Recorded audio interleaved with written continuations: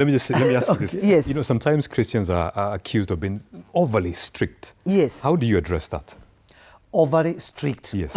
I want to say that most of the time we tend to be strict, but when you come into reality, into the marriage, that's when you come now to realize this is a place whereby you have to face things the way they are, or you handle things the way they are. And I want to say this, Peter, that I know in the Christian sphere, there are things that we don't talk about, and we tend to sweep them under the carpet because they are called maybe taboos, or you should not talk about them because of one thing or the other.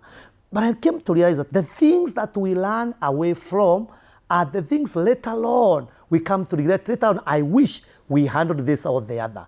Today, when I look at Pastor Sue and I talking about sexuality, yes, I still wonder how God is amazing, because we really suffered so much in that area. Yeah. We had a big problem. And I'm sure we're going to be able to talk about that one in the next few minutes to come. Yes. And today it is like, you mean if I was married because of that, then we were exiting marriage the next minute. It is true. You know, we were just about to call it Done. done, Yeah. quit. Yeah. So if I was marrying her because of I use that word because that's what we are known with.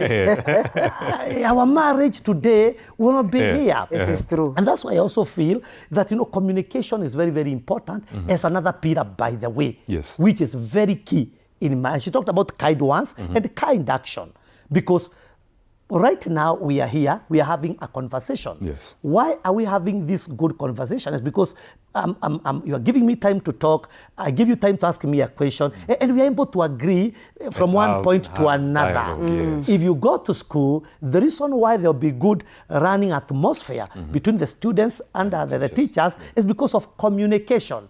Go to the medical field, go wherever you go, there must be communication. If you ignore communication, you can't get anywhere. And one of the things that has been ignored so much into relationship, into marriage, it is, communication. Being able to face your partner and be able to talk about, these things which is very, very important without fear and without feeling like, what will people say? And so I would say, even within the church, we must come in the open. We must speak things the way they are. And I believe this cannot be done by people outside the world. And that's why we are having a problem with the young people and even the married people. They are going to the social media. They are going searching all this information. Why? Because the right people to talk about this, which is the church, they are quiet.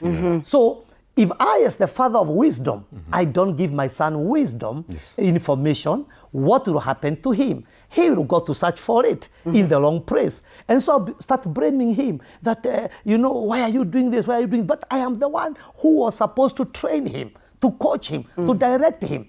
But the clergy is quiet. The pastors are quiet. And then we begin blaming everybody else. The other issue is how many of the clergy have equipped themselves? Because once you become a clergy, it's like you're a policeman. Yes. A policeman handles everything.